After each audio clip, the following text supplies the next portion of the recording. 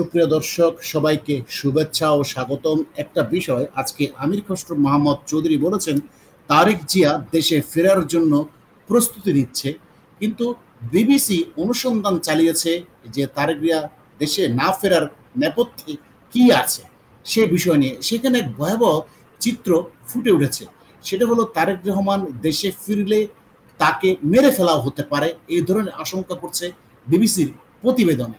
তো বিবিসির এই প্রতিবেদনে কি বলা হচ্ছে আমরা একটু অভ্যন্তরে যে দেখি। ডক্টর মোহাম্মদ ইউনূসের সাথে লন্ডনে বৈঠক হয়েছে। বৈঠক হওয়ার পরে আমরা যেটা বলেছিলাম যে ইউনূস সূক্ষ্ম কৌশলে তারেক রহমানের মাথায় টুপি পরিয়ে দিয়েছে, ফলে ইউনূসের প্রতিটি কথায় তারেক জিয়া রাজি হয়ে যায়। এখন তাহলে ইউনূস কি করবে? যেহেতু তারেক জিয়া রাজি, তাহলে কি করবে? এখানে একটা কথা বলে রাখি, সেটা হলো তারেক জিয়ার সুতার গুড্ডির সুতা কিন্তু ইউনূস তার হাতে ঠিকই রেখে দিয়েছে। অর্থাৎ তারেক জিয়ার বিরুদ্ধে মার্কিন এম্বার্গো আছে, যার কারণে তিনি আগে থেকেই দেশে ফিরতে পারছিলেন না।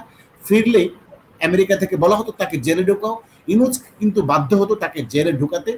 আরেকটা বিষয় হলো তারেক জিয়া যদি দেশে আসে তাহলে ইউনূসের গদি নড়বড় হয়ে যাবে, একটা বিষয় ছিল।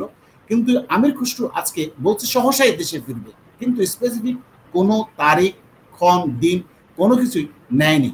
বিবিসি অনুসন্ধান চালিয়েছে তারেক রহমান দেশে না ফেরার পিছনে কয়েকটি কারণ উদ্ঘাটন করেছে। সেটা হলো ইউনূস কিন্তু তার বিরুদ্ধে সকল মামলা থেকে তাকে খালাস করে দেওয়া হয়েছে। এখানে একটি চালাকি ইউনূস করেছে, সেটা হলো তার মামলাগুলোর বিরুদ্ধে আবার আপিল করেছে। আপিল বিভাগ তা কিন্তু গ্রহণ করেছে এবং কিন্তু এটা ঝুলে আছে, তারকে পূর্ণাঙ্গ খালাস তাকে দেওয়া হয়নি। অর্থাৎ আপিল বিভাগ সুপ্রিম কোর্ট থেকে, অ্যাপিলেট ডিভিশন থেকে খালাস কিন্তু তারেককে এখনো ইউনূস দেয় নাই। এই জায়গায় ইউনূস চালাকি করেছে। কিন্তু এখন তারেক জিয়া যখন ইউনূসের প্রতিটি কথায় রাজি হয়ে গেছে, তিনি যখন ফিরবেন, যখন প্রধানমন্ত্রী হতে চাইবেন, তখন কি করবে তারেক? তখন কিন্তু ইউনূসের অল্টারনেটিভ পরিকল্পনা হচ্ছে নিরাপত্তা ইস্যু। অর্থাৎ তারেককে ইউনূস হয়তো মেরে ফেলবে, এই ধরনের একটা ইস্যু তুলে এনেছে বিবিসি অনুসন্ধান চালিয়ে। এখানে বলা হচ্ছে আওয়ামী লীগ সরকারের পতনের 10 মাস পেরিয়েছে, এতদিনও তারেক কেন দেশে ফিরছেন না সেটা নিয়ে অনেকের মধ্যে প্রশ্ন রয়েছে।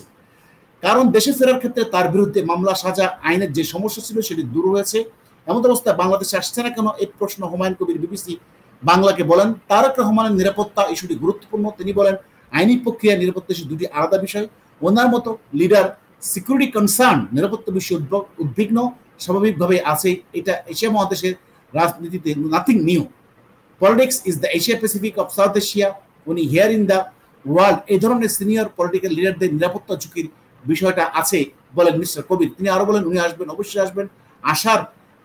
আসার আগে তো একটা প্রস্তুতির বিষয় আছে। সরকারের একটা নিশ্চিত এনভায়রনমেন্ট ক্রিয়েট করতে হবে, যেটা স্পেস ক্রিয়েট করতে হবে যেখানে পলিটিক্যাল লিডার্স আর সেফ এন্ড সিকিউর। জনাব আতার হালদার, আমি যেটা বলছিলাম যে একটা এনভায়রনমেন্ট ক্রিয়েট করতে হবে উনি ফেরার ব্যাপারে। ইউনূস কিন্তু সেইটা কিন্তু করে নাই, বরঞ্চ তারেক না ফিরতে পারে সেই ব্যবস্থা ইউনূস করে রেখেছে। আপনি কি বলবেন তার নিরাপত্তা বিষয়টা?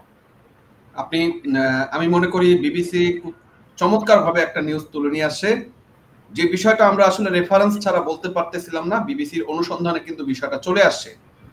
এটা কিন্তু খুবই গুরুত্বপূর্ণ বিষয় যে তারেক রহমান বাংলাদেশে আসলে তারেক রহমানের ব্যাপারে আমেরিকার যেমন এম্বার্গো আছে, চায়নার এম্বার্গো আছে, ভারতের এম্বার্গো আছে, সবারই এম্বার্গো আছে। কারণ হচ্ছে তারেক রহমান যখন বাংলাদেশে অ্যাজ এ লিডার হিসেবে ছিল, আমি যদি মনে করি 2001 থেকে 2006 পর্যন্ত, তখন কিন্তু বাংলাদেশে সন্ত্রাসবাদের এবং জঙ্গিবাদের উত্থানের পিছনে তারেক রহমানের একটা বিশাল অবদান ছিল। আপনি জানেন 21শে আগস্ট যে গ্রেনেড হামলা, এটা কিন্তু এই মামলাটা কিন্তু তারেক রহমান। আরেকটা সবচেয়ে বেশি গুরুত্বপূর্ণ বিষয় ছিল ভারতের তাদের সিকিউরিটি কনসার্ন, তাদের ভিতরে যে অস্ত্র চালানের 10 ট্রাক অস্ত্র, সেখানে তারেক জিয়ার হাত রয়েছে।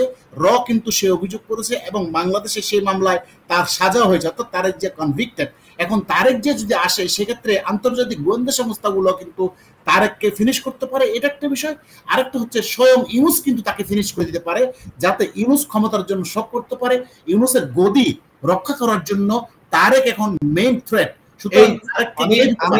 আমি এই পয়েন্টটা দিয়ে আসতেছিলাম যে বিষয়টা যে তারেকের জীবনের সবচেয়ে ক্ষতি যে বিষয়টা আসবে, ভয়ঙ্কর যে বিষয়টা আসতেছে, সেটা হচ্ছে ইউনূস এই তারেককে হত্যা করে সেই দায়ভারটা সে ভারতের উপরে চাপিয়ে দিয়ে সে ক্ষমতাকে পাকাপোক্ত বা কুক্ষিগত করার একটা প্ল্যান থাকতে পারে তার। এবং এটা খুব সেফ গেম। যে তারেক রহমান দেশে আসলো এবং তারেক রহমানের উপরে যেহেতু ভারতের একটা এমবার্গো রয়েছে এবং নারাজি রয়েছে, সেক্ষেত্রে তারেক রহমানকে যে কোনো মাধ্যমে হত্যা করে, এবং আপনি জানেন এখন যেহেতু ইয়ের সাথে ইউনূসের সাথে সিআইএ বা আমেরিকার গোয়েন্দা সংস্থার একটা সংযোগ রয়েছে, ডিপ স্টেটের সংযোগ রয়েছে, তারা এটা খুব সহজেই তারেক রহমানকে এখানে মেরে ফেলতে পারে। এবং সেই আমির খসরু আজকে দাবি করেছে যে তারেক রহমান দেশে ফেরার প্রস্তুতি নিচ্ছে। তাহলে কি এটা জনগণকে মানে তার দলের নেতাকর্মীদের মনের মধ্যে সাহস সঞ্চার করার জন্য, যাতে ডিমোরালাইজড হয়ে না যায়, এই জন্য তো আমির খসরুর এই প্রোপাগান্ডা, তাই না? রাইট। আমি আপনাকে লাস্ট ভিডিওতে একটা কথা বলেছি, সেটা বলেছি কি যে তারেক রহমানের বুদ্ধিমানের কাজ ছিল কোনটা। সে যে বক্তব্য দিয়েছিল ডিসেম্বর মানে ডিসেম্বর, এবং তাদের নেতাকর্মীরা ডিসেম্বরের নির্বাচনকে বাস্তবায়ন করতে যদি পারতো, ইউনূসকে প্রেসার করে, তাহলে বিএনপি ক্ষমতায় আসতো এবং তারেক রহমানের দেশে আসাটাও সুন্দরভাবে এবং নিশ্চিতভাবে হতো। এবং বিএনপি এখানে সবচেয়ে বড় ভুল করে ফেলছে, যার মাসুল বিএনপিকে আজকে হোক কালকে দিতে হবে। হ্যাঁ, ধন্যবাদ, সুন্দর বলেছেন। তারেক জিয়াকে সুকৌশলে লন্ডনস্থ বৈঠকে ইউনূস টুপিটা পরিয়ে দেয়। ইউনূস প্রথমেই তাকে যে প্রপোজালটা করে আমরা মনে করছি সেটা হলো, তারেককে প্রশ্ন করেছে আওয়ামী লীগ যদি এখন চলে আসে আপনি প্রধানমন্ত্রী হতে পারবেন না, সুতরাং আপনি ডিসেম্বরের নির্বাচনের যে গো ধরছেন সেটা করলে আপনি কিন্তু হেরে যাবেন। তারেক জিয়া এই টোপ গিলে ফেলে এবং পরবর্তীতে তারেক জিয়াকে আরো টোপ দেওয়া হয়, আমরা একটা জাতীয় সরকার করতে পারি, সেখানে আপনাকে প্রধানমন্ত্রী করতে পারি, আমি প্রেসিডেন্ট হতে পারি। প্রেসিডেন্ট হলে জুলাই সনদ হলে সমস্ত ক্ষমতা চলে যাবে ইউনূসের কাছে, অর্থাৎ ইউনূসের কাছে, এনসিপির কাছে, জামাতের কাছে তারেক জিয়ার পরাজয় মেনে নিয়েছে। আরেকটা জিনিস হলো, তারেক জিয়াকে যে পোর্টের যে ভাগ, সেই ভাগেরও একটা ব্যবসায়িক লেনদেনও তারেকের সাথে হয়েছে ইউনূসের, যার কারণে তারেক জিয়া আপাতত কোনো আন্দোলনে যাচ্ছে না এবং বিদেশে থাকবে, এবং তার নিরাপত্তা অ্যাজ ওয়েল এস তাকে জেল থেকে, এমনকি ইউনূস মার্কিন চাপে তাকে জেলও পাঠাবে, এটাও স্বাভাবিক। সবকিছু মিলে ইউনূস হয়তো জেলে দিবে, না হলে মেরে ফেলবে, মেরে ফেলার সম্ভাবনা বেশি, যেটা বিবিসি আজকে প্রকাশ করেছে। সুতরাং এই জন্য তারেক জিয়া আসলে দেশে আসবে না, এটাই। সুতরাং তার নেতারা যেটা বলছে দেশে আসবে, এগুলো আসলে তাদের নেতাকর্মীদের দলবদ্ধ রাখার জন্য, একতা রাখার জন্য প্রপাগান্ডা ছড়াচ্ছে, অন্য কিছুই নয়।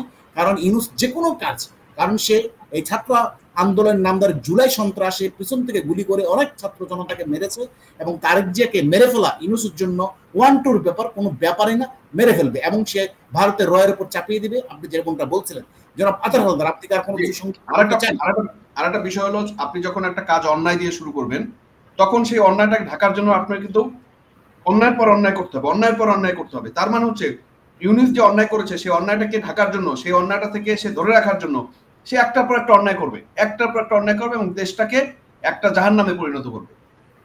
হ্যাঁ, ধন্যবাদ, সুন্দর বলেছেন। প্রিয় দর্শক, আপনাদেরকে ধন্যবাদ সাথে থাকার জন্য। আবার কথা হবে অন্য কোনো বিষয় নিয়ে, ততক্ষণ ভালো থাকবেন।